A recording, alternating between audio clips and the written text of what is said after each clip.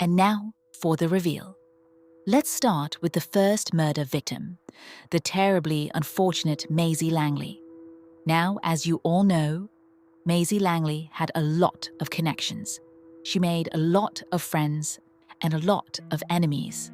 Some may even say that she was a bit too trusting with whom she let in, and this turned out to be her downfall. When Maisie was murdered, it was nothing personal, just strictly a part of a failed business plan.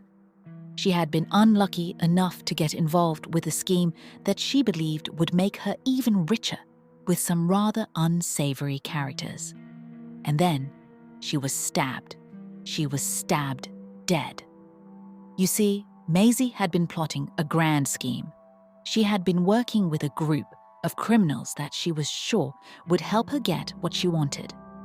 As most of you may have seen, her first business partner was May Vixen Smith, the con woman. Now, May was a very mysterious woman.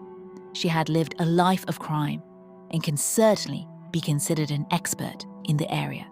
It was May's idea to rob that bank, and not just any bank, but the most exclusive bank in America. A bank they said could never be robbed. With Maisie Langley's investment, she knew that she'd have all of the financial resources that she would need in order to make it happen. May, however, being the extremely savvy con woman that she was, also knew that she would need someone with connections, someone who could assist her in being the brains of the operation and make sure things went off without a hitch. This is where Marilyn Moretti, our gangster, came in.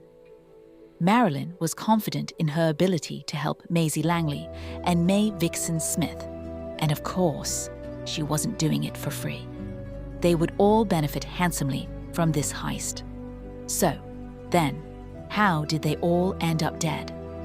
Well, for those of you following the evidence, you may have noticed that there was a fourth accomplice in their gang of criminals. You see, while they had the funding from Maisie Langley, the know-how from May Vixen Smith, and the connections from Marilyn Moretti, the last thing that they needed was the transportation to take all their newfound cash to a safe location. So, our lovely guess, the murderer is Skylar Hancock, the pilot. Skylar Hancock had nothing against the other three members of her group.